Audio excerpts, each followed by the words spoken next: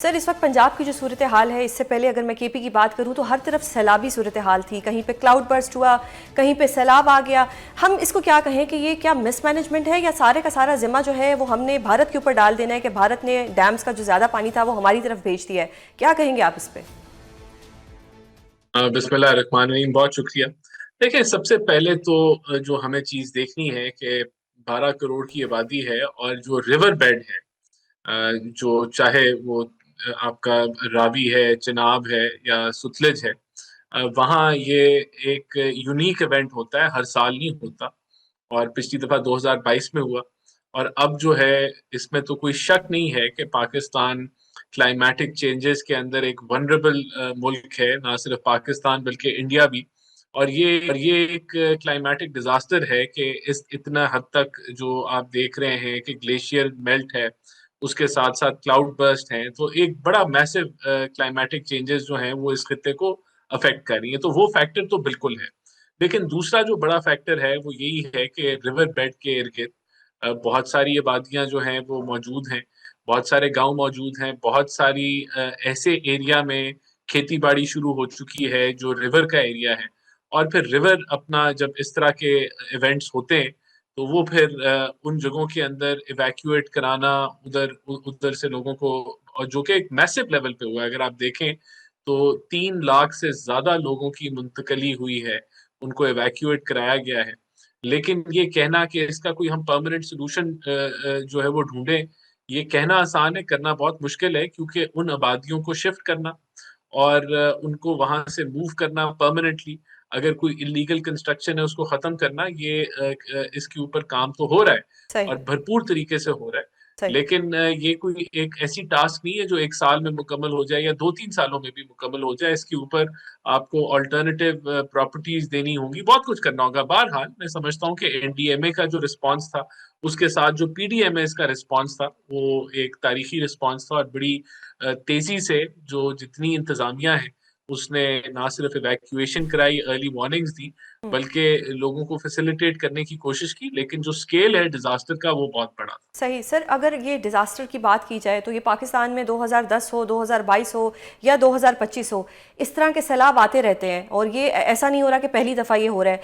अभी तक हम लोग डैम्स क्यों नहीं बना सके? अभी तक हम लोगों के पास कोई प्रॉपर इसकी कोई प्लानिंग क्यों नहीं थी? हर दफ़ा इतनी जाने जाने के बाद हम लोग टीवीज़ पे बैठ के सिर्फ मजम्मत कर रहे होते हैं। और मुसद्दिक मलिक साहब ने तो आज ये भी फरमाया कि अगले साल जो इस तरह की बारिशें होंगी वो एक हफ्ता पहले होंगी और फिर एक हफ्ता बाद कुछ ख़त्म हो जाएंगी, ऐसी बात भी हुई। ये प्रोडिक्शंस तो हमारे पास हैं, लेकिन इनसे बचा कैसे जाएगा? इनके लिए डैम्स बनाए जाएंगे, क्योंकि अगर इंडिया के हम डैम्स की बात करें तो उन्होंने इतने डैम्स बनाए हैं कि इतने डैम्स होने के बावजूद भी इतना पानी था कि उनको पाकिस्तान की तरफ भेजना पड़ गया। हम लोग इतना ज़्यादा पानी ज़ाया कर देते हैं। सैलाब की, ये जो सैलाब आता है ये समंदर की तरफ चला जाता है।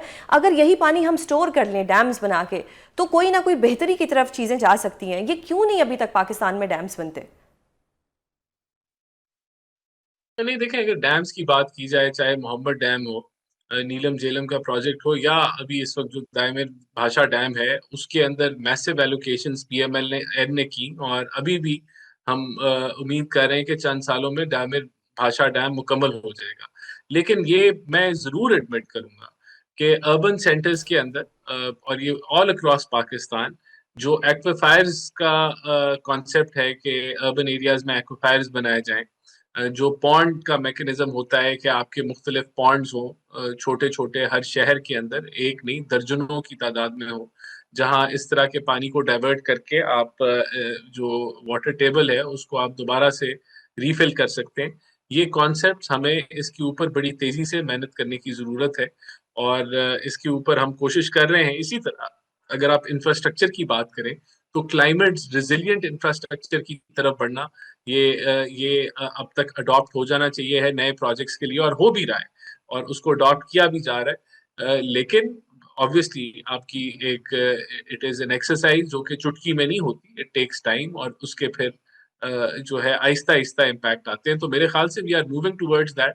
सही। बहरहाल इसके ऊपर जो भी इंफ्रास्ट्रक्चर हो, अगर ब्रिज बनाना है आपने तो क्लाइमेट रिजिलियंट हो, अगर रोड्स आप बना रहे हैं तो उसके नीचे अगर अगर वो रिवर बेड्स के पास है तो पानी के अखराज का मैकेनिज्म बनाना और उसको इंश्योर करना कि फ्लडिंग हो तो वो उसको सस्टेन कर सके, उस फ्लड्स को जो है बर्दाश्त कर सके, ये बड़ा ज़रूरी है अब इंफ्रास्ट्रक्चर के अंदर इन चीज़ों को इंडक्ट करना। सही सर, कल फाइनेंस मिनिस्टर की एक कॉन्फ्रेंस हो रही थी परसों, उसमें उन्होंने कहा कि 2022 के सैलाब के बाद हमें $11 मिलियन मिलना था, उसके लिए हमें एक इंफ्रास्ट्रक्चर देना था, मंसूबे दिखाने थे, लेकिन हम वो इंफ्रास्ट्रक्चर नहीं दे सके और वो जो $11 मिलियन का जो प्लेज था वो हमने वेस्ट कर दिया। तो सर ये क्यों हुआ, ये कब तक हम वेस्ट करते रहेंगे? एक तरफ तो पाकिस्तान तरक्की की बातें करता है, उड़ान की बातें करते हैं, दूसरी तरफ हम एक बेसिक चीज़ है डैम्स, हम वो डैम्स ही नहीं बना सकते जिसमें हम पानी स्टोर कर सकते हैं, हमारी फसलें बेहतर हो सकती हैं, हमारे किसानों की ज़िंदगियां बेहतर हो सकती हैं, लेकिन हम उस तरफ नहीं जाते। हम लोग ये प्लेजेस को वेस्ट कर देते हैं और फिर हर साल बारिशें आती हैं, बच्चे मरते हैं, लोग मरते हैं, जानवर मरते हैं, इतना नुकसान हो जाता है। देखें, ये 11 मिलियन नहीं, ये $11 बिलियन बिलियन। की प्लेजेस थी और ये 90% फाइनेंसिंग थी। देखें, इसकी एग्जीक्यूशन सूबों ने करनी थी, जहां वफाक का काम कोऑर्डिनेशन का था। ऐसे प्रोजेक्ट्स लेके आना, जिस तरह हाउसिंग के कुछ प्रोजेक्ट्स किए जा रहे हैं सिंध के अंदर, या दीगर और इंफ्रास्ट्रक्चर की रीबिल्डिंग के जो प्रोजेक्ट्स हैं, वो सब सूबों ने लाने थे। तो वफाक की तरफ से वो फैसिलिटेशन मौजूद है। वफाक की तरफ से ना इसमें कोई ताखीर है, ना कोई रुकावट है। ये आप बिल्कुल आप केपीके के नुमाइंदे से पूछें, आप बलूचिस्तान के नुमाइंदे से पूछें, आप जो है सिंध के नुमाइंदे से, पंजाब में अगर वो उस तरह के प्रोजेक्ट्स होने थे तो उनसे पूछें, तो वो आपको बेहतर इसका रिस्पॉन्ड करेंगे। लेकिन वफाक की तरफ से कोई ना रुकावट है, ना डिले है। सही। हमारा रोल जो मल्टीलैटरल जो कमिटमेंट्स हैं उनके साथ इंगेज करना है, वो हम कर रहे हैं, और कोऑर्डिनेशन कराना है सूबों के साथ। लेकिन जो एग्जीक्यूशनरी पावर्स हैं, जिन प्रोजेक्ट्स की आपने बात की, वो मुकम्मल तौर पे सूबों के पास है। सही। सर अगर मैं अब बात करूं कि कहीं ना कहीं पाकिस्तान में इंक्रोचमेंट होती है, कब्जा माफिया होता है, इन कब्जा माफिया के खिलाफ आपकी हुकूमत कोई एक्शन लेगी? देखें, जो कब्जा माफिया है उसके खिलाफ ना वफाक की हुकूमत की डोमेन में तो कैपिटल टेरिटरीज आती हैं, लेकिन जो कब्जा माफिया के खिलाफ एक्शन अगर लेना है तो वो ज़िलाई हुकूमतों ने लेना है। सही। जो डिस्ट्रिक्ट गवर्नमेंट्स होती है वो ओनर्स होती हैं अर्बन प्लानिंग की, सही। वो ओनर्स होती हैं ये ग्रीन और ब्राउन, और जो शहरों के जो मास्टर प्लान है उनको अप्रूव, इम्प्लीमेंट या उसके ऊपर कोई कार्रवाई करने की। तो ये जो डोमेन है ये प्रोविंशियल है, और प्रोविंशियल से भी हटके it is devolved to district government. सही। डेफिनेटली अगर किसी हाउसिंग सोसाइटी को अप्रूवल मिली है तो वो वहाँ की डेवलपमेंट अथॉरिटी ने दी है। अगर वो लाहौर है तो एलडीए हो सकता है, अगर एलडीए की डोमेन में हो, अगर वो वाल्टन की डोमेन में है तो वो वाल्टन होगी। इसी तरह अगर फैसलाबाद में है तो फैसलाबाद डेवलपमेंट अथॉरिटी होगी, या फिर म्युनिसिपल या तहसील की कॉरपोरेशन टीएमएज होती है। सही। तो ये उधर जो है, जबकि वहाँ जो रूल्स रेगुलेशंस हैं, जो क्लाइमेटिक रिक्वायरमेंट्स हैं, वो सब कन्वेड हैं, द पॉलिसी इज देयर। लेकिन जो एग्जीक्यूशन है उसकी इलीगल के खिलाफ, वो टीएमएज और सिटी मेट्रोपॉलिटन डेवलपमेंट अथॉरिटीज के पास होती है।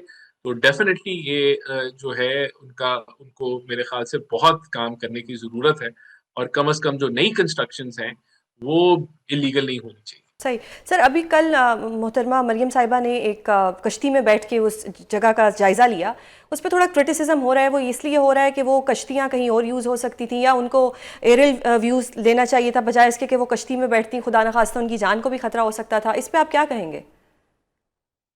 देखिए, मैं तो मरियम नवाज चीफ मिनिस्टर की तारीफ करूंगा कि वो ऑन ग्राउंड गई, और ऑन ग्राउंड उन्होंने जायजा लिया और फिर उसके मुताबिक हदायत दी। आज भी वो लोगों के साथ मिक्स हुई, जो जो लोग फ्लड इफेक्टीज हैं